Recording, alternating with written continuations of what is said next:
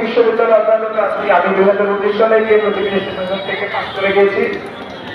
তো আমি প্রথমেই স্মরণ করতে চাই সে সকল শহীদদেরকে যারা বৈষম্যবিরোধী ছাত্র আন্দোলনে শহীদ হয়েছেন এবং আহত আছেন যারা, তাদের দ্রুত সুস্থতা কামনা করছি এবং সকলের কাছে অনুরোধ থাকে আপনারা দোয়া করবেন যেটা জায়গা থেকে তাদের জন্য।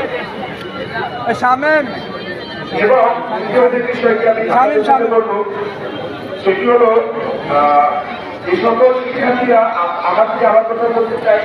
আমি বৈষম্য ছাত্র আন্দোলনের জন্য কি করেছি বা করি নাই সে ব্যাপারে বলতে গেলে আমার অনেক সময়ের প্রয়োজন, যা আমি আসলে আপনাদের সঙ্গে শেয়ার করতে পারবো না কারণ সময় স্বল্পতা রয়েছে।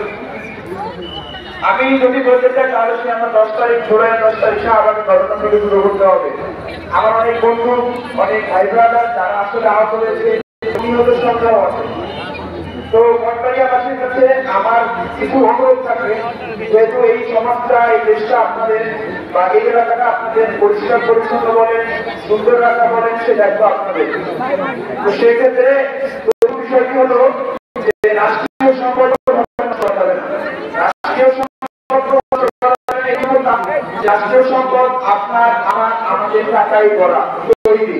তো যদি কোনো কোনো মানুষ কষ্ট করে তাহলে আসলে আমরা বুঝি যে কষ্ট আমাদের সম্পদে আমরা করতেছি, একটা দোকান মানুষের বুঝে, তো আমরা রাষ্ট্রীয় সম্পদ নষ্ট করবো না। দ্বিতীয় যে বিষয়টির কথা বলবো, সংখ্যালঘু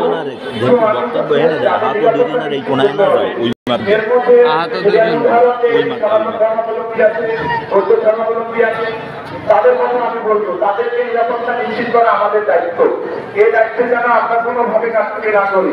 এবং তৃতীয় যে বিষয়টির কথা বলবো সেটি হলো আমাদের এখানে যারা বাহিনী আছেন রাষ্ট্রীয় বাহিনী, তাদেরকে সম্মান করা। তাদেরকে সম্মানের জন্য বলবো যে আসলে তাদের সাথে শত্রু না হয়ে বলতে হয় তাদের সহযোগিতার মাধ্যমে আপনারা মঠবাড়িয়াকে সুন্দর করে তুলবেন। আমরা আন্দোলন করেছি, আমরা দেশকে স্বাধীন করেছি, এখন স্বাধীনতার পর স্বাধীনতা রক্ষা করার দায়িত্ব কিন্তু আপনাদের সকলের। আপনারা যারা যারা আছেন এই সমাজের গুরু বলেন, যারা যারাই আছেন আপনাদের এই সমাজকে পরিষ্কার, আপনাদের সমাজকে সুন্দর করার দায়িত্ব আপনাদের। তো সর্বোপরি আমি একটা কথাই বলবো, দেশের যখনই ক্রান্তিলগ্ন এসেছে তখনই ছাত্ররা তারা পাশে ছিল এবং তারা সবসময় আপনাদের কথা দিয়ে যাচ্ছে যে সবসময় পাশে থাকবে। যে কোনো কাজে আপনারা আমাদেরকে জানাবেন, আমরা আপনাদের পাশে গিয়ে দাঁড়াবো এবং সহযোগিতা করবো এবং আপনারা আমার জন্য দোয়া করবেন যাতে আমি আপনাদের পাশে থেকে কাজ করতে পারি। ধন্যবাদ। আসসালামু আলাইকুম।